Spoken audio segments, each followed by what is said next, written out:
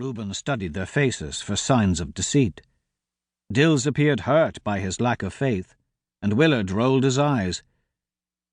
"We thought you'd like to try on a knight's helmet, seeing as how you never get to wear one. Thought you'd appreciate it." Beyond them, Reuben saw Squire Prefect Ellison coming from the castle and taking a seat on the edge of the well to watch. "It's fun. We've all taken turns." Dills shoved the helm against Reuben's chest again.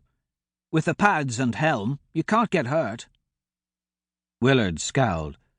"Look, we're trying to be nice here. Don't be a git." As bizarre as it all was, Reuben didn't see any malice in their eyes. They all smiled like he'd seen them look at one another, sloppy, unguarded grins. The whole thing made a kind of sense in Reuben's head.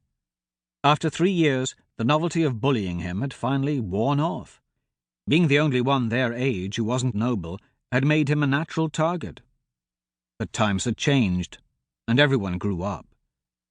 This was a peace offering, and given that Reuben hadn't made a single friend since his arrival, he couldn't afford to be picky. He lifted the helm, which was stuffed with rags, and slipped it on. Despite the wads of cloth, the helmet was too big, hung loose. He suspected something wasn't right, but didn't know for sure. He had never worn armor of any kind. Since Reuben was destined to be a castle soldier, his father had been expected to train him, but never had.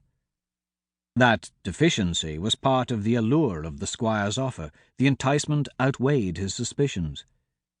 This was his chance to learn about fighting and swordplay. His birthday was only a week away, and once he turned 16, he would enter the ranks of the castle guard.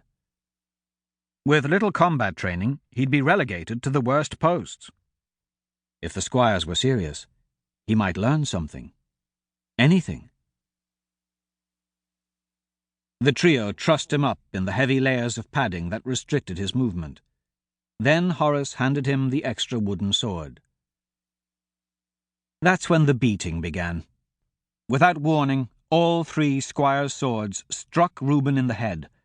The metal and wadding of the helmet absorbed most, but not all of the blows. The inside of the helmet had rough, exposed metal edges that jabbed, piercing his forehead, cheek, and ear.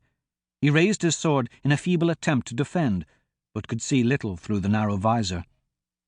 His ears packed with linen, he could just barely make out muffled laughter. One blow knocked the sword from his hands, and another struck his back, collapsing him to his knees.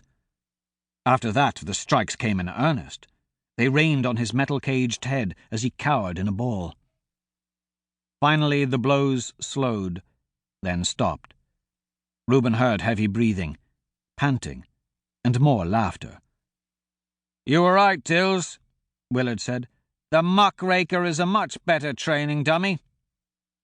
"For a while, but the dummy doesn't curl up in a ball like a girl." The old disdain was back in Dill's voice. "But there is the added bonus of him squealing when hit." "Anyone else thirsty?" Horace asked, still panting. Hearing them move away, Reuben allowed himself to breathe and his muscles to relax.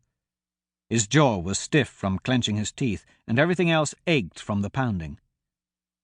He lay for a moment longer, waiting, listening. With the helmet on, the world was shut out, muted, but he feared taking it off. After several minutes, even the muffled laughter and insults faded. Peering up through the slit, all he could see was the canopy of orange and yellow leaves waving in the afternoon breeze. Reuben tilted his head and spotted the 3 cruelties in the centre of the courtyard, filling cups from the well as they took seats on the apple cart. One was rubbing his sword arm, swinging it in wide circles.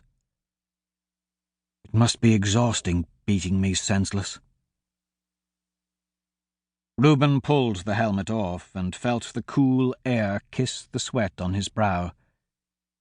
He realized now that it wasn't Dill's helm at all. They must have found it discarded somewhere. He should have known Dill.